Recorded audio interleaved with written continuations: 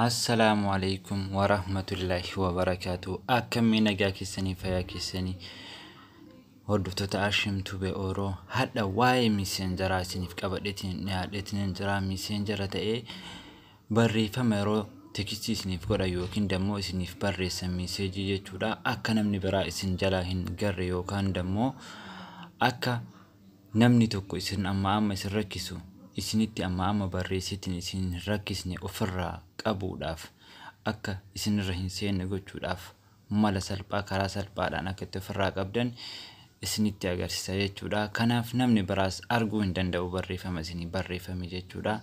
Kanaafuu barumsa keenya kan guyyaa har'aa kana wajjin ilaallaa sirriitti na hordofaa isiniin jedha jechuudha. Kanaaf waan isiniin galle dammoo akkasumas dammoo nagaafadhaa isiniin jedha.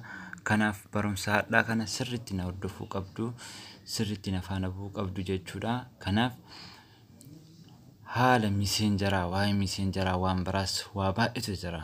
Waan haaraa qabatee waan baay'ee qabatee dhufeera. Kanaaf waan baay'ee isinitti agarsiisa jechuudha. Ammaaf gara barumsa keenyaa deemna jechuudha. Kanaaf gara barumsaatti osoo hin seeniin dura waan gootantu jira jechuudha. Kanaafuu barumsatti osoo hin seeniin YouTube keessa seenuu qabdu jechuudha. YouTube keessa seentaniitiin haala kanaan Ashimtuu Be'ooroo jettanii itti barreessitan jechuudha. Kanatti jechuudha. Ashimtuu Be'ooroo ergattaniin booda akkanatti jecha yookiin subscribe jedhu mallattoo diimaa kana isa karra marame kana ni tuttanii jechuudha. Haala kanaan subscribe gootanii mallattoo bilbila fakkaatu notification kanas ni tuttanii jechuudha. All kan jedhu isa irra deebistan jechuudha. Kanaan booda barumsa isiniif gadhiisu hundi bifa kanaan isiniif dhufa jechuudha. Waan barbaadan waan isiniin galee commentii jalatti barreessaa.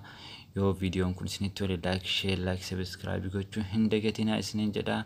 Ammaaf gara barumsaa seennaa sirriitti na hordofaa isiniin jedha. Barumsa guyyaa har'aa kana ni jaalattu jeetiniin abdii irraa qabaa jechuudha. Kanaaf gara barumsaa hojjaas.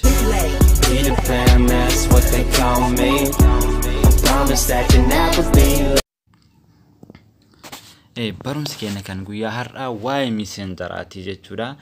Miseenjara keessaan akkamitti barreeffama isiniif barreeffame akka namni biraa hin garre yookaan dammoo nama baay'ee isin rakkise tokko amma isiniif barreessu haala kamiin ofirraa qabna kan jedhu jechuudha. Kanaafuu kan goonni gara barrangaatti argamu kun silkii naaf barraa jiru jechuudha. Kan nama biraati jechuudha. Kun kan gara bitaatti argamu kun dammoo kiyya jechuudha. Kanaaf fakkeenya fudhadheetiniin haala kamiin akka itti ofirraa qabdanii fi wannaatan isinitti agarsiisa jechuudha. Fakkeenyaaf kunoo naaf barraa jira jechuudha. Kunoo nagaa naan jedhee jira. Kunoo narra seenaa jira jechuudha. Akkanatti yeroo hunda nama isin rakkise fa'aa jira jechuudha. Fakkeenyaaf amma assalaamu alaikum naan jechuudha jira.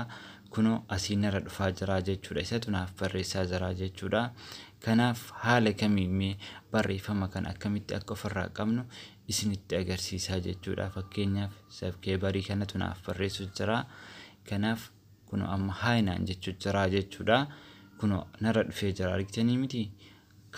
Kanarra dhufu kana isinirra dhufu kana miseejii barreeffama kana akkamitti ofirraa qabnaadha amma wanti guddaan jechuudha.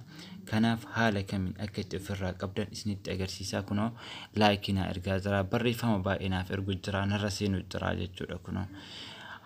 Kanaaf haala kamiin akka itti ofirraa qabdan mala salphaa ta'een karaa salphaa ta'een isinitti agarsiisaa jechuudha. Kanaaf waan baay'ee namatti tolu jechuudha. Kanaaf gaafii kana na gaafataa turtanii jirtan jechuudha. Kanaaf warroonni gaafii na gaafattanis asumarraan deebii quubsaa argatan jeetiin abdii qaba. Kanaaf haala kamiin akka itti ofirraa qabdan isinitti agarsiisa jechuudha. Kanaaf kunoo as biratti of duuba deebinee amma miseej isumarra gadhoofnaa jechuun nama nu barreessu kan amma fakkeenyaaf kan inni naaf barreessaa jiru kanarratti gadaadha'u jechuudha. Kunoo amma isa kana jechuun kanaaf barreessaa jiru. Assalaamu alaikum nagaa like na ergaa maal jedhaa na rakkisaa jira jechuudha. Kanaaf kunoo bakka amma xiyyaan jiru kana as bira isa san bira tuttanii jechuu gubbaarra achi booda gad deemtanii jechuudha. Haala kanaan barreeffama tuttanii jechuudha. Gaduma deemtan jechuudha. Haala kanaan bifa kanaan gad deemtanii jechuudha.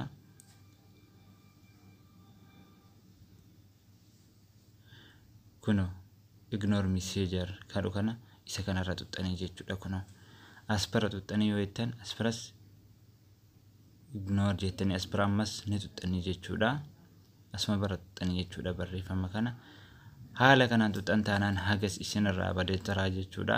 Namni kun yoo isinii barreesses waan takka isinirra hin seenu kunoo badee jira jechuudha. Argitanii hin jiru amma kiyyarra jechuudha. Kanaaf badee jira jechuudha. Kanaaf isa bade kana yoo deeffachuu barbaaddanis fakkeenyaaf jechuun mee dura wajjin haa ilaallu jechuudha. Isa kana eessa bira jira isiniif fakkaate gubbaa isa irra tuxxanii jechatti bakka jedhu kana jechuudha. Erga tuxxaniin booda as biratti message register kadhu kana as bira dhuftanii jechuudha. Request kadhu kana bira dhuftanii kunoo asii erga tuxxanii booda dhuftanii spam kadhu kana bira dhuftanii jechuudha. Spam kadhu kana tuxxan kunoo as bira jira jechuudha. Namni sun eenyullee arguu hin danda'u isin malee argitanii bifa kanaan as bira jira jechuudha. Barreeffamni naa barreesse guutuun kunoo as bira jira jechuudha. Haala kanaan acha bira save ta'aa deemaa jechuudha. Nama kana blog godhuu barbaadan as biraan blog gochuu ni dandeettu.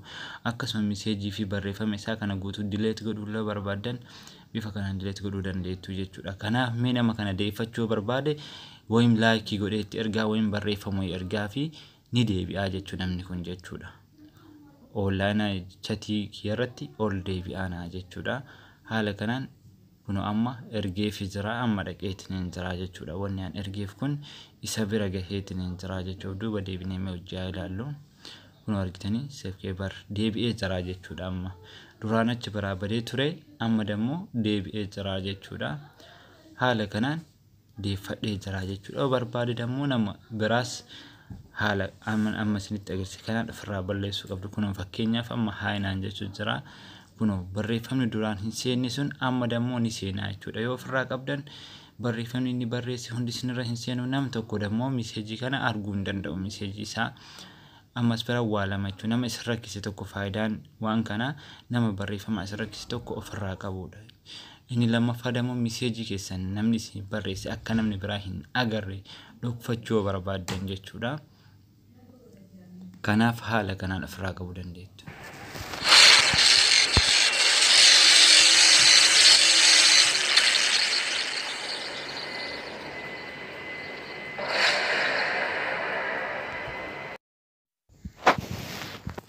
Hordoftooti barumsi keenya kan guyyaa har'aa kana fakkaata ture jechuudha. Kanaaf waa'ee messengeraa jechuudha. Akkasumas nama isinii barreesse haala kamiin nama isin rakkise tokko akkam ofirraa qabnaa fi akkasumas message keenya barreeffama namni nu barreesse akkamitti icciitii keenya dhokfanna kan jedhu jechuudha. Kanaaf wajjin ilaalee jirra. Akkasumas dammoo ariitiidhaan osoo hin taane suuta ja'aatiin ilaala isiniif galaa wanni namaa hin galle tokkollee hin jiru. Wanni hin danda'amne tokkollee hin jiru hin danda'ama jechuudha. Kanaaf waan isinii hin galle tokko dammoo nagaafadhaa jechuudha. Akkasumas hanqina yookiin rakkina qabaadhes naaf himaa uummata akka rakkoon tokkollee hin jiru jechuudha. Kanaaf isiniif galaa barumsi kun hadhaa kana ni jaalattan jeetiin abdii qaba. Kanaaf sirriitti na hordofuu qabdu.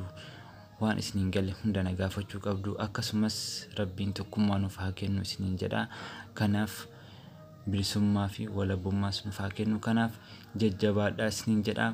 Subscribe gochuus hin dagatina. Akkasumas viidiyoon kee isinitti tole like godhaatiin share godhaatiin subscribe godhaa akkanaaf ilaaltan isiniin jedha. Kanaaf waan kamirraayyuu jechuudha karaa kamiiniyyuu barumsarraa waan barumsa ta'erra waan kamiyyuu na gaafattan comment irratti naaf barreessitanii jechuudha. Achumarraan deebii isiniif deebisaa jechuudha. Kanaaf messengerarraanis ta'ee imoorraa whatsapp irraan description kee jala isiniif kaaya achi jala seentanii ni argattu jechuudha. Kanaaf aappiyaan isiniif gadhiisu hunda wannaa kee jala link kee jala ni argattan jedheetiin yaada. Kanaaf wanna hundayyuu na hordofaa guyyaa guyyaa yookiin dammoo guyyaa lama lamaan barumsa kamiyyuu viidiyoo tokko tokko isiniif gadhiisaa isiniin deema. Waan addaa fakkeenyaaf waan akkanaa barbaadnetta waan san irratti hundaa isiniif gadhiisaa jechuudha. Kanaaf yaada naaf kennaa hin jal'isinaati. Viidiyoo yoo ilaaltanitti yaada jalatti kennaa komentii jalatti barreessaa isiniin jedha. Kanaaf akkasuma subscribe gochuullee hin dagatinaa isiniin jedhee jira hordoftoota